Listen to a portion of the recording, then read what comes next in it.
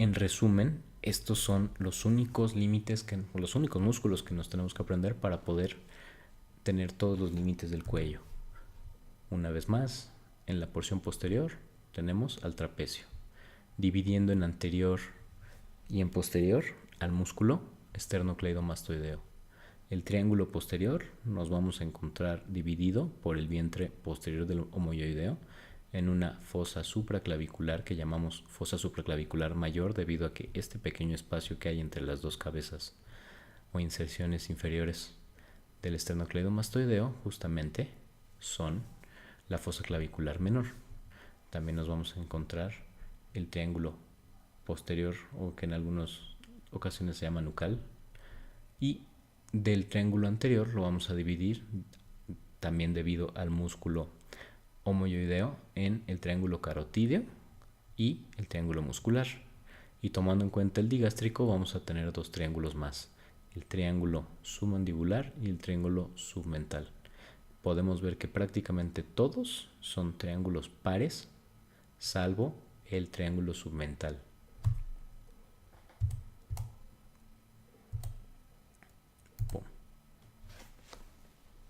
Ahora vamos a ver la parte de la fosa o triángulo posterior.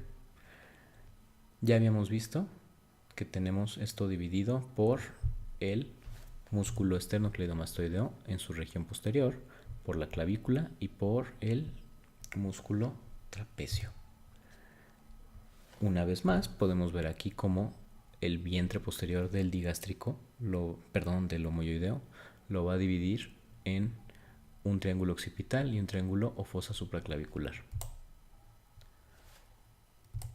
Del triángulo occipital lo que tenemos que saber una vez más son los límites que ya hemos mencionado, que su techo va a volver a ser el mismo músculo platisma, y finalmente que nuestro piso ya lo van a formar tanto la fascia prevertebral así como los escalenos anterior, medio y posterior, y los músculos de la masa común, que van a ser el esplenio de la cabeza y el elevador de la escápula. Aquí lo vemos bien delimitado.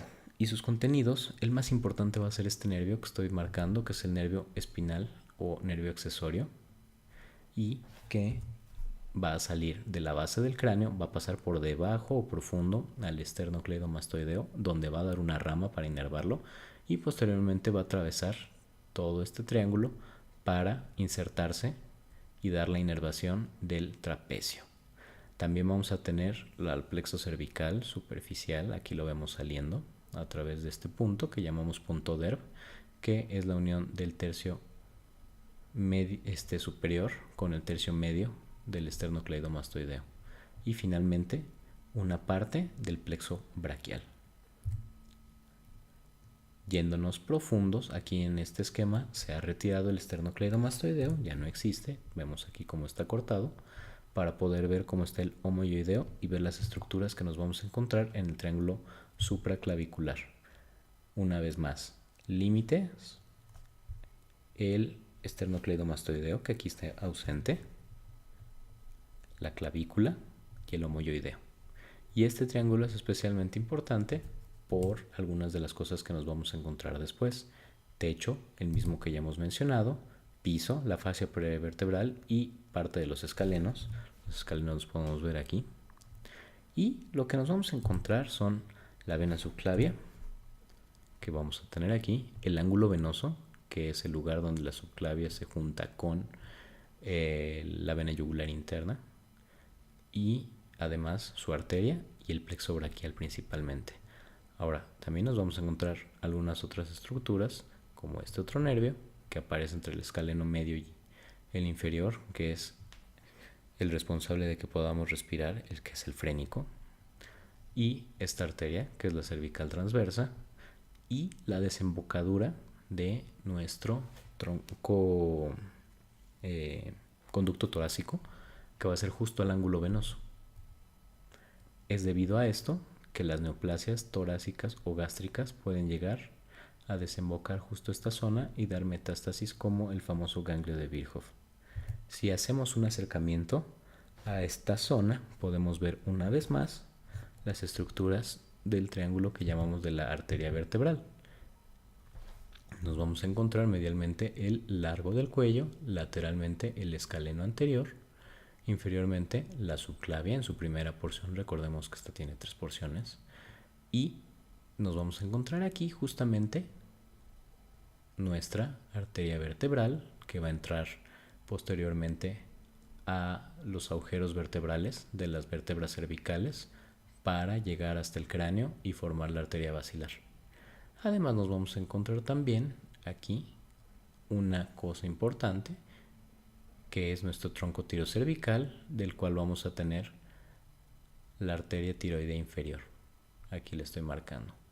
Y también en donde tenemos la salida de algunos de los nervios importantes, así como del plexo braquial lateral al al escaleno, entre el escaleno anterior y el medio.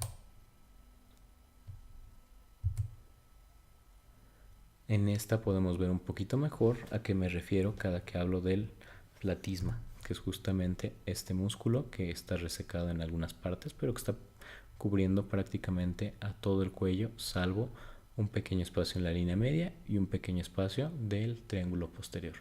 El resto del cuello está completamente cubierto por esta fascia superficial o músculo platisma.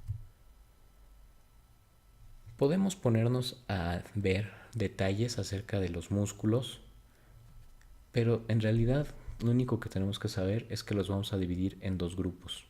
Los músculos suprayoideos, que son los que ya mencionamos que están por arriba del yoides, que son el digástrico, el estiloyoideo, el miloyoideo y el genioideo, que está un poco profundo a estos.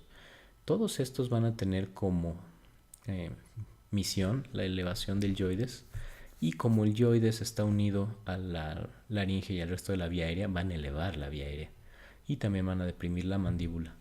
Mientras que los músculos infrayoideos, que son todos aquellos que se unen al yoides y posteriormente a algún punto inferior, como lo son el homoyoideo, el esternotiroideo, que tenemos acá, el tiroyoideo y el esternoyoideo, lo que van a hacer es deprimir al yoides y justamente deprimen toda la vía aérea. Si nosotros vemos y tocamos nuestra escotadura del cartílago tiroides y luego hacemos cambios de voz de aguda y a grave, y veremos cómo esto también va a afectar ese detalle. En la parte profunda vamos a ver que tenemos 2 grupos de músculos. Un grupo lateral formado por los escalenos, escaleno anterior, medio y posterior, y un grupo medial que corresponde al largo de la cabeza y al largo del cuello. Estos son los responsables de que podamos mantener la cabeza en posición adecuada. Y específicamente este espacio que queda entre el escaleno anterior y el medio es importante debido a que veremos la emergencia de 2 nervios importantes. El primero es este delgado, que justamente va a ser el frénico, y el siguiente es en realidad este grupo de nervios que van a formar al plexo braquial.